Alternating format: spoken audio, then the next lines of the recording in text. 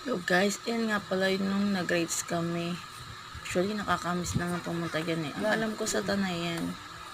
Yan, dinadayo talaga siya guys. Ang ganda niya. 'Di ba? Mamaya guys, andyan ako. Susulpat ako dyan guys. Ayan ako guys. So, aakit ako sa taas. Yung parang, ano, ginong simbahan. Akit ako dyan. Mahanap ako ng daan guys. Ayan. Akit ako kasi maganda ano dun eh. Picture sa taas. Saka maganda yung view sa taas pag umakyat ka. Ayan. Oh, diba? Ang ganda-ganda ng view niya. Oh.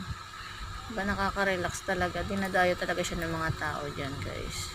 Halos taas siya ng, parang taas na siya ng bundok eh. Pero sulit talaga yung punta nyo dyan guys. Lalo na pag yung kasama yung mga talagang tropa-tropa. Diba guys? Ganda. Relaxing. Try nyo pumunta dyan guys. Alam ko yung iba siguro nakapunta na dyan kasi dinadayo talaga yan eh. O diba? Ayan na ako guys. Ayan na. Sa taas na ako guys.